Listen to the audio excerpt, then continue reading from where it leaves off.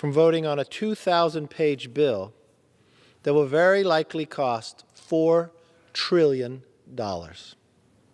A bill that the White House Chief of Staff recently bragged, and let me quote, twice as big in real dollars as the New Deal was. Can you imagine that? Let that sink in.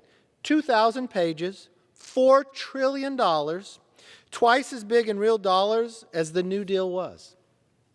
Given its size, scope, given its unquestionable impact on American life, the American people deserve an honest, transparent debate about its true cost and content. Yet here we are, and not one member of this House can honestly say they have analyzed, studied, or reviewed it. We know this because the Congressional Budget Office has made it clear that they won't have the final analysis on how much the bill costs until Friday at the earliest. But even without the CBO report, we already have a pretty clear idea that the final price tag will be far more expensive than what Democrats are claiming. Now, according to estimates from the University of Pennsylvania Wharton School, one of the best business schools in the nation, they say that new spending would increase by over $4 trillion. Now, that's twice as much as it cost. And it's not just the top-line cost. It's the tax increases, too. According to Tax Policy Center, a center-left think tank, 20 to 30% of middle-income families will see their taxes go up in 2022. Now, that directly breaks President Biden's pledge that he wouldn't raise taxes on the middle class. Let me make sure I state that clearly. According to Tax Policy Center, now this is a center-left think tank, says 20 to 30% of middle-income families. These are ones who are already having a hard time because of inflation, who are already going to celebrate the most expensive Thanksgiving in their lifetime, paying gas higher than they've seen, and inflation, to many of them, higher than they've ever had in their own lifetime. But the president promised them he would not raise their taxes. But the Tax Policy Center says 20 to 30% are going to have your taxes raised. The Democrats are trying to pull a bait and switch on the American people. Tell them one thing, but vote on something else. The American people obviously know better than to believe a bill of this size would cost $0. I've listened to the president say it. I think he's on late night TV. Who would possibly say this bill would not cost money? The Wharton School of Business says it's more than $4 trillion. It's only the president who first claimed, if you're middle class, we wouldn't raise your taxes. We know that's not true. Wharton tells us, yeah, it's not true again what the president says. It is going to cost you $4 trillion. So in desperation, Speaker Pelosi is demanding the House vote on this bill, even as we do not know exactly how much it will cost or how it will truly impact our lives. If that sounds familiar to you, it should. You see, it's exactly what Speaker Pelosi did just 10 years ago while trying to pass Obamacare. Remember her famous words? We have to pass the bill to find out what's in it. Well, here we go again. So what's the rush? After all, several of my colleagues on the other side of the aisle have been very clear. They want to make sure that this bill actually matches up with what the White House says it will. I just watched before we depart, they wanted these same members to pledge and sign a letter that they would vote for whatever this bill said if the others would vote for the infrastructure bill. Could you imagine your constituents looking at you? Not even asking if you read what was in the bill because you pledged to vote for it before you could even read it.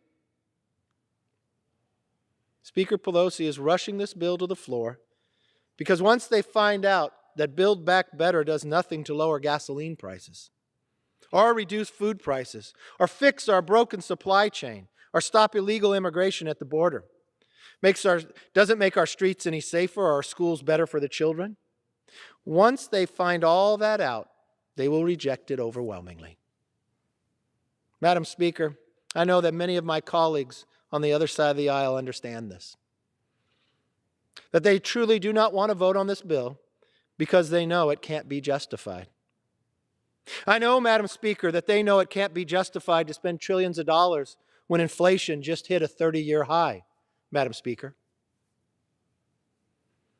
They know it just can't be justified to spend trillions of dollars on programs that benefit them politically while hiking taxes on the middle class. They can't, Madam Speaker. They know it can't be justified to spend trillions of dollars for mass amnesty during the worst border crisis in history. They know it can't be justified to spend trillions of dollars that will make gasoline even more expensive than it currently is on a 7-year high. Madam Speaker, they know it can't be justified to spend trillions of dollars to hire 87,000 new IRS agents to spy on any American who spends as little as $28 a day. They know it can't be justified to spend trillions of dollars to make the labor crisis worse by turning the child tax credit into a welfare without any work requirement. They know it can't be justified to spend trillions of dollars to abandon the Hyde Amendment, allowing for taxpayer-funded abortion on demand.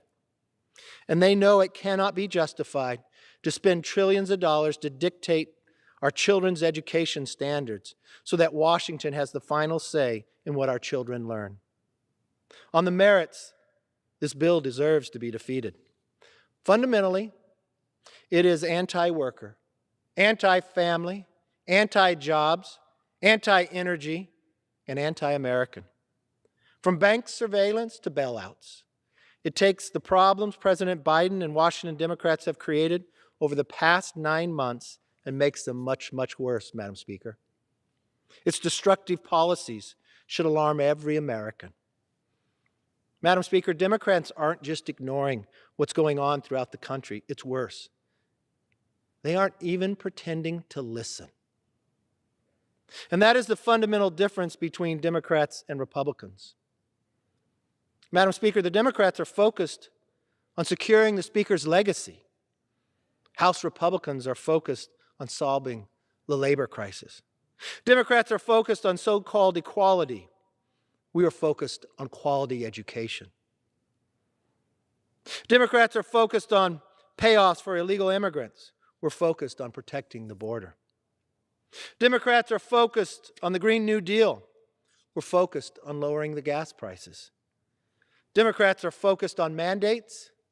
Republicans are focused on more freedom. When you look at those differences, it's no wonder that the American people want to change in leadership. You know, Madam Speaker, just this morning, a Democrat in the Texas House of Representatives changed parties. This comes just 2 weeks after voters from Virginia to Seattle rejected the radical Democrats and voted to return to common sense. Madam Speaker, just last Tuesday, it wasn't just Virginia. Madam Speaker, you understand this very well, I know, that Joe Biden won Virginia by 10 points. He won New Jersey by 16. But Madam Speaker, on that night, it wasn't just Virginia that flipped. The races in New York, the races, Madam Speaker, in your own state, in Minneapolis, in Seattle, for the city attorney. And Madam Speaker, there were good news and bad news that night. In New Jersey, the good news for many people across this country was a Republican truck driver with less than $200 defeated the second most powerful elected position in New Jersey, the Democrat Senate president. That was the good news. The bad news, Madam Speaker, in this new Biden America, we just lost another truck driver when we need so much more help. It's not just a message, it's a mandate. Not for left versus right, but for right versus wrong. My question is, will Washington Democrats listen? So far, Madam Speaker, that answer is no. They're focusing on themselves and on the demands of Speaker Pelosi. Madam Speaker, I know today the longest-serving Democrat in the Senate announced retirement.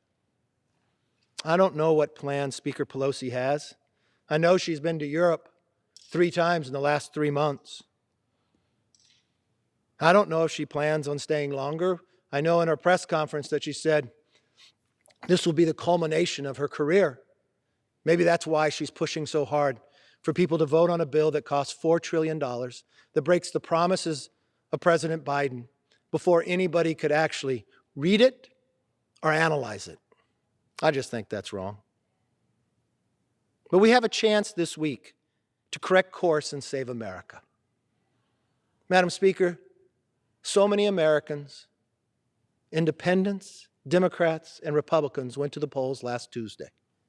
It wasn't a little pocket, one place said one thing and one said another. It was overwhelmingly resounding, a rejection of the current policies of this majority. You know, Madam Speaker,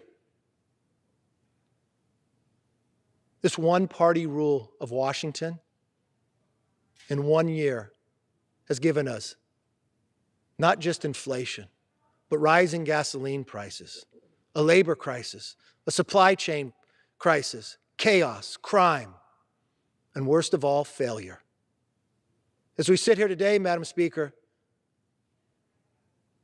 Russia brings thousands of their military to the border of Ukraine. They feel empowered because they're able to have a pipeline that President Biden okayed, but America was denied. We watch China pressure Taiwan even further. Madam Speaker, we still have Americans stuck in Afghanistan. Madam Speaker, it's just a little week away from Thanksgiving, when thousands of millions of Americans will gather together. But those events may be smaller because they may not afford the gas to drive to see their family. They might not be able to afford the most expensive Thanksgiving dinner they've ever had. They're looking to Washington to do better. Madam Speaker, the worst thing possibly could do is not to listen to them. They have spoke loud, they have spoke clearly, that the path that we on is wrong. They cannot afford it, they cannot accept it, and they expect us to do better. But an idea to rush a bill this large and not have any analysis, to think the American people won't understand it. They've watched what's happened this year under one-party rule. And on Tuesday, they said that will change. I just hope, Madam Speaker, that this body listens, waits for the report, because they will not be able to justify a yes vote for it. America cannot afford it. For the good of the country, let's take a hold of it. Let's defeat this bill. With that, Madam Speaker, I'll yield back.